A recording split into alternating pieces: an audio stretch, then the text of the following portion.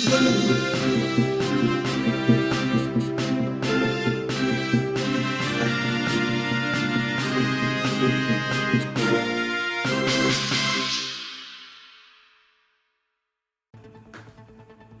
तहसील कार्यालयासमोर उपोषण सुरू. ॲट्रॉसिटी प्रकरणावर कारवाईची मागणी तीव्र.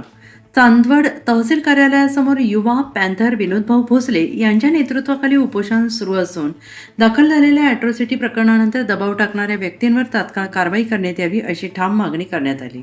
आणि या प्रकरणात सर्व कागदपत्रे उपलब्ध असूनही संबंधित अधिकारी नोंद घेण्यास टाळाटाळ करत असल्याचा आरोप उपोषणकर्त्यांकडून करण्यात आला आहे. तहसील कार्यालयात वारंवार जाऊनही अधिकारी योग्य प्रतिसाद देत नाही, तसेच कॅमेऱ्याला पाहून अधिकारी अस्वस्थ होतात का, असा सवाल उपस्थित केला जातो आहे. पारदर्शकता का टाळली जाते असा थेट प्रश्न नागरिकांमध्ये चर्चेत आहे. आणि या सर्व पार्श्वभूमीवर चांदवड तहसील कार्यालयाच्या बाहेरच युवा पॅन्थर विनोदभाऊ भोसले यांनी उपोषण सुरू केलं आहे. जोपर्यंत संबंधित प्रकरणात न्याय मिळत नाही तोपर्यंत दबाव टाकणाऱ्यांवर कारवाई होत नाही तोपर्यंत उपोषण मागे घेतलं जाणार नाही असा इशारा देण्यात आला आहे. या गंभीर प्रकरणाकडे महाराष्ट्राचे महसूल मंत्री चंद्रशेखर बावनकुळे लक्ष देणार का, प्रशासनाला योग्य निर्देश देणार का, याकडे संपूर्ण जिल्ह्याचे लक्ष लागून राहिले आहे.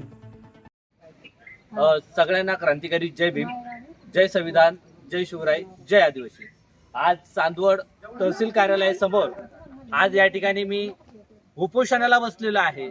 आणि उपोषणाचा मुद्दा जो आहे, उर्दू या ठिकाणी मी जे क्षेत्र घेतलेलं होतं 186 गट नंबर जो मी विकत घेतलेला होता, या गटावरती माझं नाव असताना एक चिंदू बाळू शिंदे ह्या व्यक्तीनं एक बॉन्ड बनवला आणि भोळेगावमधील ज्ञानेश्वर गलांडे ह्या व्यक्तीच्या नावाने 10 लाखाचा बॉन्ड करून त्यांनी त्या वावरावरती काही आर्थिक व्यवहार केल्याचा संशय मला निर्माण झाला आणि तो बॉन्ड माझ्या हातात लागला.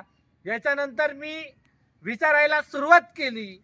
त्यावेळेस त्यांच्याकडून मला उडवाउडवीचे उत्तरं देण्यात आले आणि या संदर्भामध्ये मी या ठिकाणच्या अधिकाऱ्यांना सांगितलं, म्हणजेच नायब तहसीलदार जे आहेत त्यांच्यासोबत संवाद साधला आणि यांच्यासोबत संवाद साधल्यानंतर या अधिकाऱ्यांनी देखील आम्हाला उडवाउडवीची भाष्य या ठिकाणी करण्यात आलं.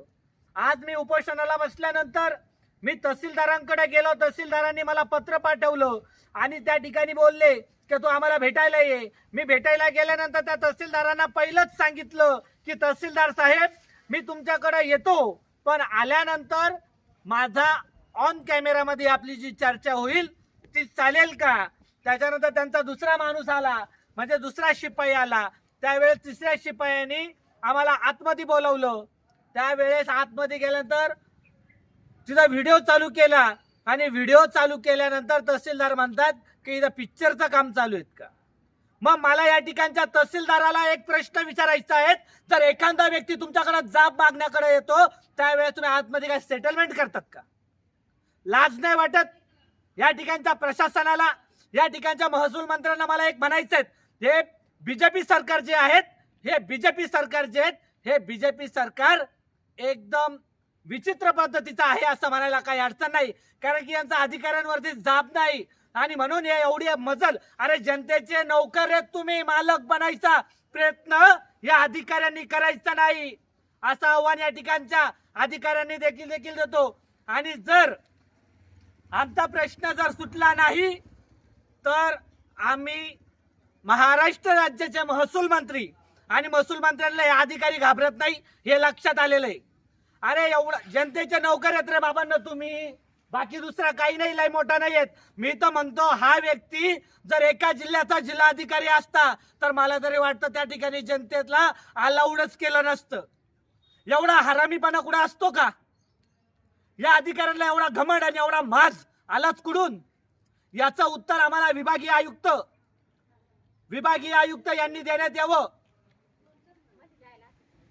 आणि जर याची दखल घेतली नाही तर आमच्याकडून जर कायदा सुव्यवस्था जर बिघडला तर याला जबाबदार हे सरकार, हे प्रशासन स्वतः जबाबदार असेल.